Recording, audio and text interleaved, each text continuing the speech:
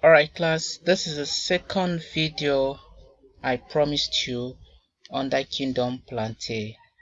The first video we did, I explained the three divisions under Kingdom Plantae: the division the division Bryophyta and division Talophyta. Now, the third one is the Tracheophyta, which will be the focus of our discussion in this episode. Now, the behavioral objective of our discussion is that at the end of this lesson, you should be able to mention the three divisions under Tracheophyta, and then two divisions under Pteridophyta, and then two divisions under Spermatophyta. And you should be able to list the characteristics of these divisions, and then you should be able to also explain what it means by alternation of generation in this phylum, Tracheophyta. And then you should be able to differentiate between the class Dicot and then the class Monocot plants. Now, Tracheophyta simply means plants with a vascular bundle. The vascular bundle here refers to the vessels in which liquid or minerals are transported from one part of the body to the other part of the body in plant, just like blood vessels in the human. Now, Tracheophyta has two phyla, which are the Pteridophyta and Spermatophyta. Let's look at the Pteridophyta.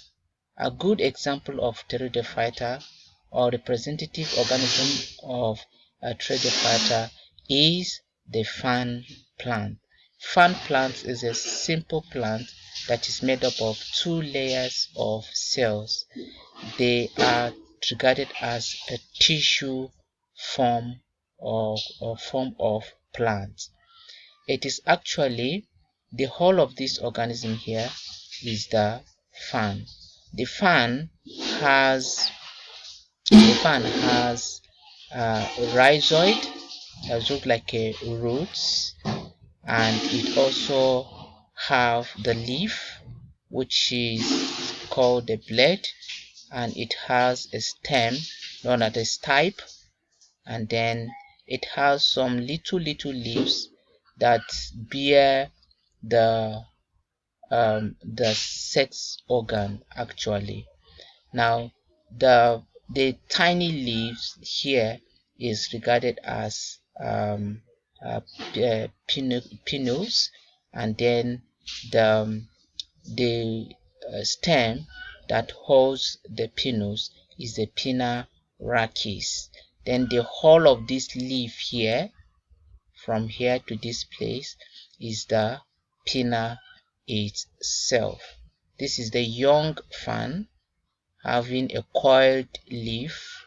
It's not yet matured yet, and so everything is still folded inside the plant.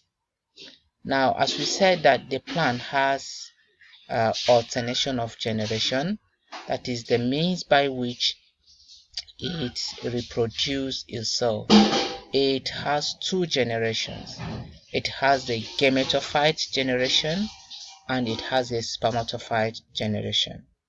At the gametophyte generation, the plant produces male sex organ and also female sex organ, just like a flower in plants. Now, at this generation, the male sex organ produce the sperm, which is known as antheridium, and then the female produce the egg cells, and when fused together or fertilized, it produces a zygote, which is now diploid organism. So once it is matured, it gives rise to the sporophyte. That's the whole plant here. Now the sporophyte will produce spore in its generation. That is, this is the method of its reproduction. Now it has turned to a sexual means, a method of reproduction. So it will produce spores. So the spores can germinate into male plants, and it can also germinate into female plant depending on the genetic makeup of the spores. Now let's look at the characteristics of these plants, Pteridophyta. Pteridophyta are usually multicellular organisms, and they're made up of consist of vascular green plants. They are non-flowering plants, means they don't produce flower, and then they have true roots, and they actually don't have true roots and the leaf. Then they are mainly terrestrial plants, while few are aquatic plants. Some of them are non-seed producing plants, others produce seed. Now some are sexually reproductive, others are asexually reproductive. Now the spermatophytes has seed producing plants. They are members of plants that produce seeds.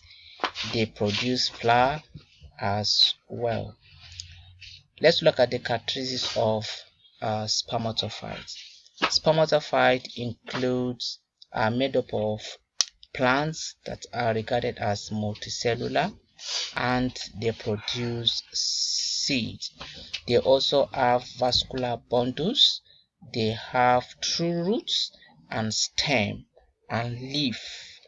They reproduce sexually, that is using the two gametes. Then they are mainly terrestrial, that is most of them are found on the land, but few are in water. A spermatophyte has two divisions, which are the gymnosperm and the angiosperm. But let's look at the characteristics of gymnosperm. What are gymnosperm? This picture represents gymnosperm plants. They are actually plants that does not produce fruit. They produce seed, but their seeds are naked, which means open seed plant. That's the meaning of gymnosperm. Now the characteristics of gymnosperm includes that these plants have naked seeds. They also bear flowers. They don't bear flowers, rather they don't bear flowers like spermatophytes. Some plant, their seeds are born on corn. Those are this shape is a corn. So each of these sections here is a seed, and a good example of it is the pine trees. These are the pine trees, the cycads, the gingos, the conif plants. This refers to as the gymnosperm plants. The angiosperm plants they produce flower actually, and their seeds are enclosed in a fruit. They have a fleshy parts of the seed, of their fruits, which they use to protect their seeds, and also they produce flower. The member of this class angiosperm are the grass family, rice, and then we have the mango trees, the guava tree, the cashew tree, all forms of trees that produce flowers, and also having their seed enclosed in a fleshy body. Now let's look at the characteristics of this animal, these plants rather.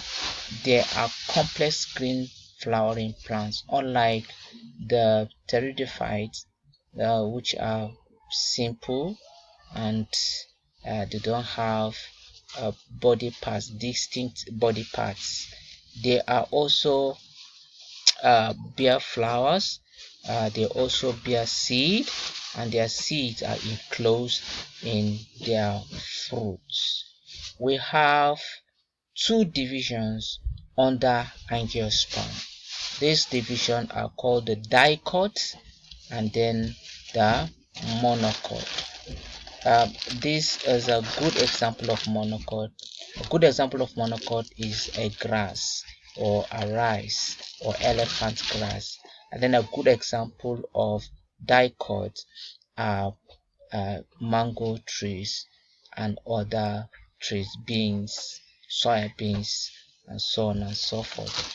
Now let's look at the difference between monocot and dicot. Monocot has a seed leaf, has only one seed leaf. That's the meaning of monocot, one cotyle, one leaf. Then the dicot has two leaf in the seed. It has two leaf seed. Then if you look at the arrangement of the floral parts, the floral parts in monocot has just three petals or sepals, as the case may be. But in dicot, the sepals are made up of like 4 or 5, depending on the species of that flower. If you look at the leaf, the veins on the leaf in monocot are usually parallel, that is just like a line, parallel line that never meets. But anyway, they meet somewhere at the tip here, but actually they look like a parallel lines that never meet, so their venation is parallel. But in dicot, their veins are in net-like or in network form. You can see different veins, branches connecting at each other, forming a kind of a net.